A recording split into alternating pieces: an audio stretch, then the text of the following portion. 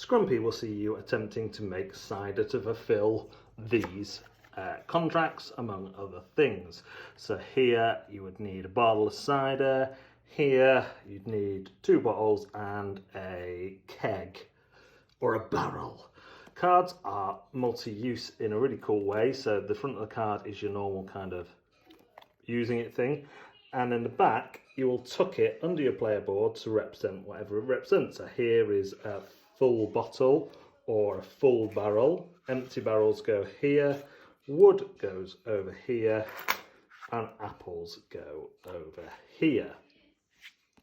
Cards themselves can be played for their actions down to the player board here. You'll play 3 cards and take 1 manager action per round. They can also, as a free action, be used for whatever they have in the top right. So it could be a coin, it could be an apple, it could be wood. So if I wanted to, I could just turn this basic worker into an apple with my magic powers. You also get in the game, remember this is prototype, idle layabouts. Idle layabouts are actually not that bad because they can be an apple or a wood. You have your orchard with 2 trees to start with, and then you have these cubes which you'll be using to fulfill the orders, but also fulfill the goals. Essentially, whenever you do one of those, you can upgrade by removing a cube from one of the places to the score that you're claiming, and that will give you a bonus like a bigger hand size. You can keep hold of more cards between rounds, and the manager's roles become more effective.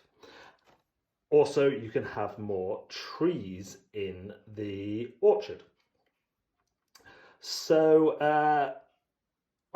the deck building comes through these cards that you're going to get, which will do things like that. You roll the dice, copy another player's action, let you gain another card from the market, which is just out of sight, and so on and so forth.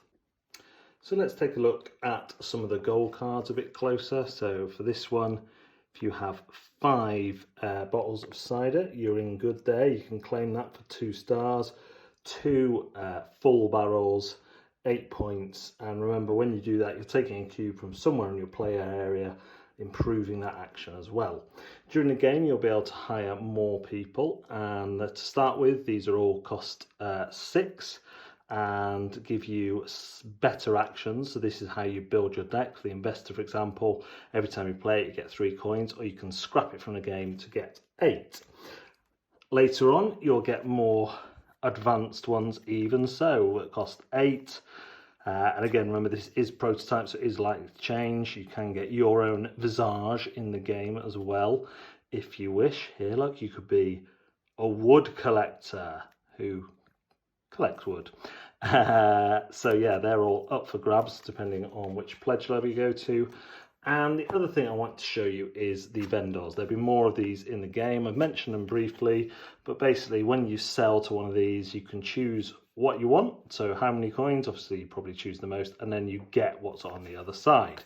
Now these are super interesting because I haven't got one here, but on the tabletop simulator game I played, there was one that gave you lots of points, but you had to take one of the idle layabouts. And the idle layabouts actually would be the type of card that you normally scrap, but in my thoughts I'll tell you why I think these cards are great. So that's a very brief overview of everything that's going on in the game.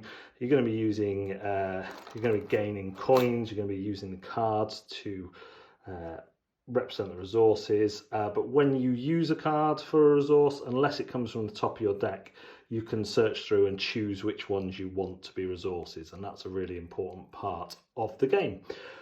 Let's go see what I thought was the best mechanics about the game. Scrumpy combines deck building and hand management in a really interesting way. I really like the way that you're not scrapping cards in the same way you might in another deck builder. You can do that, but for me, I love the combos that you can get from these idle layabouts. I always like to get them in my hand because I can use them as wood or apples, which saved me a load of the time, especially when I'd improve my hand limit to be 6 and my keeping of cards to be 2 instead of 1. I also really love games where you have this improvement, where your board starts off blocked, but you start removing cubes. And in Scrumpy, you can really combo that. So on some turns, you can take 2-3 blocks off, which makes you feel really good. The cards themselves as well being this multi-use card where they represent the resources, and you being able to choose which ones go in as resources and which ones come back out when you're spending them, just adds another kind of level to that deck building game, where you've not only got to choose which cards you want to use, but also which cards you can sacrifice for a couple of turns while they sit there as apples. Again, another reason why I loved getting idle layabouts, because I don't care if they go into those piles. I can leave them there. I can keep on churning them out as resources and not affect all those wonderful cards that I have in the rest of my deck.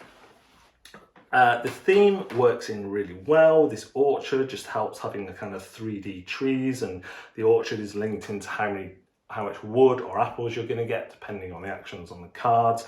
And I really like having the option of the boss option as well, of when to use that boss option each round to grab something extra or to make and change. And it's really tempting to improve quite a lot of these things. Like, there's no kind of bad improvement when it comes to taking the cubes off, so that's a real choice too. I think people who like deck building games are going to find a lot here to like. They're going to settle in quite quickly, but the different ways of doing things and using cards are going to throw them some good decisions.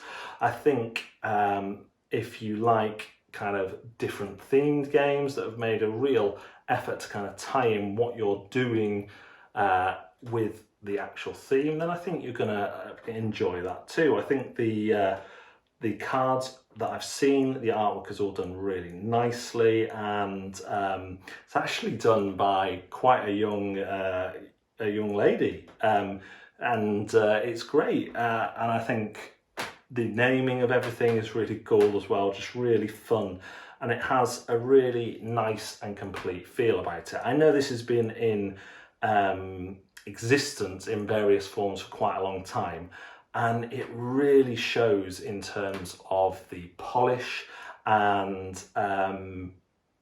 streamlining of mechanics.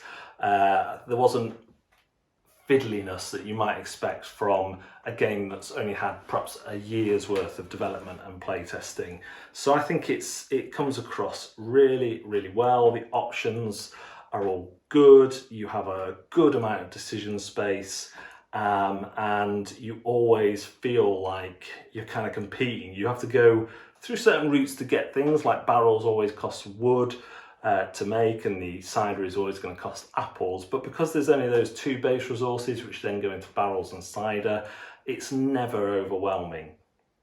I personally, and remember this is my opinion, I thought it was a great game. I will be backing this one, as long as it's not too pricey.